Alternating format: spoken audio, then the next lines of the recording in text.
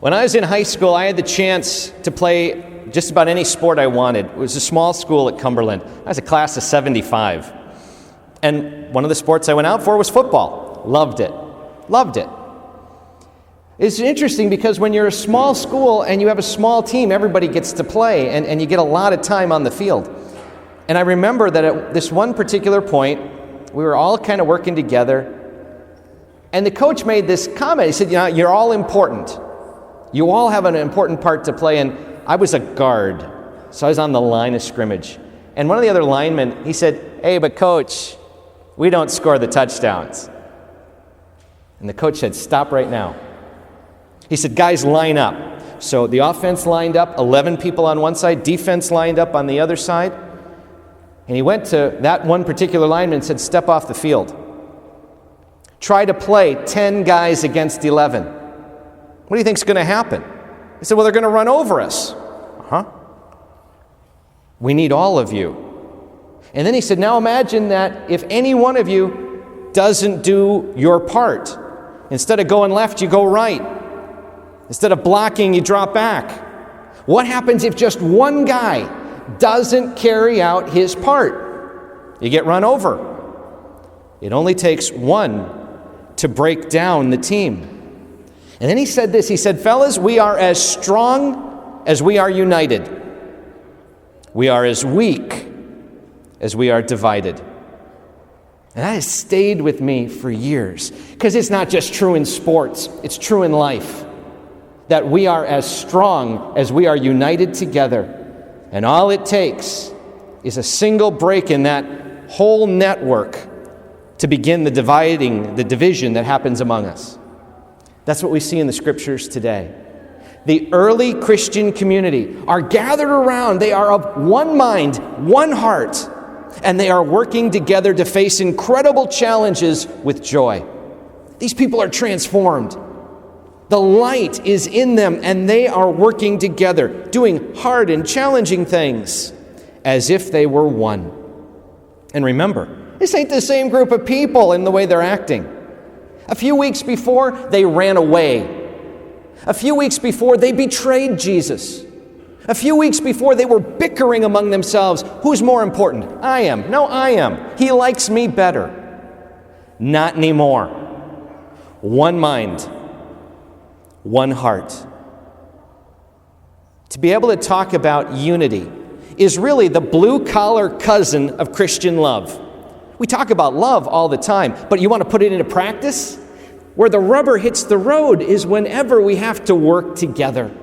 Where we got to roll up our sleeves, cooperate, collaborate, communicate, but link together, work together. It takes more effort because there's more people. But what happens with one mind and one heart is powerful, precious.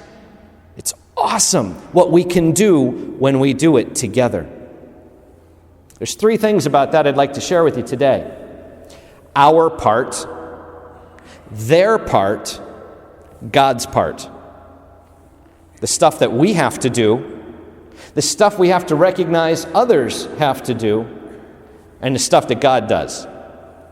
Our part first. If we're going to be about the part of building unity, if we're going to be about working together, there's two big things we're always doing. First, removing obstacles. What's keeping us from one another? What is it that's in any way blocking our relationships with one another or with the Lord? Is there stuff that we need to attend to? Is there stuff that's getting in the way? Get rid of it. That half of our work is getting rid of the obstacles, the roadblocks. That's one part. But the other part of our job, build bridges. How do we make the path stronger? How do we reach out? How do we construct the dynamics that we need so there's a highway that links us together? We see some of the ingredients for it. Jesus keeps saying, peace be with you. We hear about how the early community needs to share. We talked about in the psalm how we thank God, we give thanks. So whether we're talking about thanksgiving, peace, sharing, love, these are ingredients that build the bridge that link us and unite us. This is our part. But unity requires a lot of other people. So how do we recognize the part that others play? What's their part? There's two big pieces here. First, are we welcoming? I can't make anybody do anything, but by golly, if they're trying, am I welcoming them? Am I open? Am I hospitable? Am I kind? Am I, in fact, open to the efforts of others? Am I willing to receive it and allow it to unfold? And the second part of that is, will I help it? There are ways that we can welcome people, and then there are ways we can welcome people warmly, where they know that they are welcomed into our life, our home, our connection, our community, our world. Can't make anybody do anything, but we can go a long way to make it a positive and open exchange. Our part, their part. Thank goodness for God's part.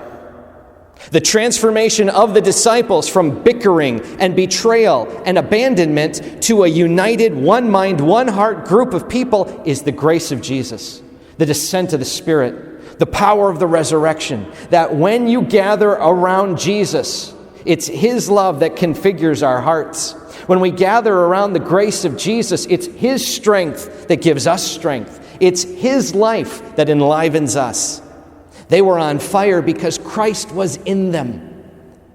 And in them, Christ worked to build that unity as they loved each other and allowed that love to change the world. We're here today because of that unity. Which means then how do we walk out the doors and build it? How do we take what happens at the altar, the love of Christ, put it into our lives and put it out into the world? So that when people see us, they see one mind, one heart. They see one group working together, leaning on each other, supporting each other. It starts in our homes. It works in our neighborhoods. It builds in our churches. It works through the community. It changes the world. It's not easy. It's hard work, but it's blessed work. Our part, their part, God's part, all together, strengthening us as we walk through life, reaching out to one another and configured to Jesus. God help us. God bless us all.